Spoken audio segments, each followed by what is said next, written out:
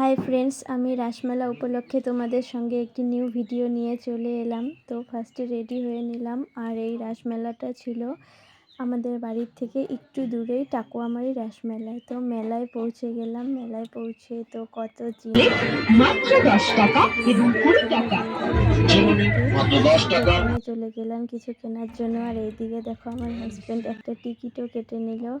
তারপর এইদিকে break dance, আরও যেখানে মেন আকর্ষণীয় জায়গা, সেই স্টেজের সামনে চলে গেলাম যেখানে আসবে কিরণমালা, যাকে দেখার জন্য লোক ভেঙে চুরে যাচ্ছে। তো সেখানে এতটা ভিড়, আমরা সেখান থেকে বেরিয়ে আসলাম মেলা ঘুরে এসে। তারপর পার্কে ঢুকে পড়লাম, টাকুয়ামারি পূর্ণ কবিরাজের পার্ক। সেখানে অনেক জিনিস আছে, তোমরা না গিয়ে থাকলে যাবে, খুব সুন্দর লাগবে। দেখো জিনিসগুলো, নানান ধরনের সিনারি, মহাভারত রামায়ণের কাহিনী, অনেক কিছু।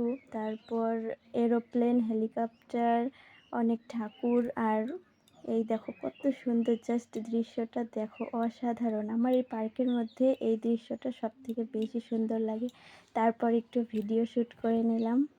আর এত ভিড় যে কি বলবো, এত ভিড়ের কারণে আমার সব কিছু ভিডিও শ্যুট করা হয়নি।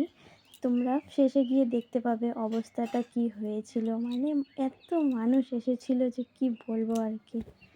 তারপর মেলা ঘুরে আমরা বাড়িতে আসার জন্য বাইরে বেরিয়ে আসছিলাম। আর শুধু আমরা দুজনেই আসছিলাম, আর ঝাঁকে ঝাঁকে লোক যাচ্ছিল। আর দেখো অবস্থাটা দেখো, এত ভিড়। আমরা 8টার দিকে বেরিয়েছি আর 10টা পর্যন্ত জ্যামে ফেসেছিলাম, মাথাটা পুরো নষ্ট হয়ে গিয়েছিল।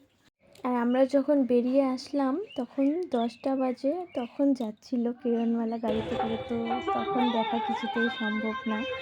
আর মানুষ এতটা পাগল হয়ে গিয়েছিল তাকে দেখার জন্য যে কি বলবো। আমরা তাকে দেখা তো দূরে থাক, তার আওয়াজটুকুও শুনতে পারিনি। তো যাই হোক, মেলা ভালোই ঘুরলাম। তোমাদের যার যার ইচ্ছা তোমরা চলে যেও। তারপর একটা টিকিট কেটে এই জিনিসটা পেয়েছিলাম।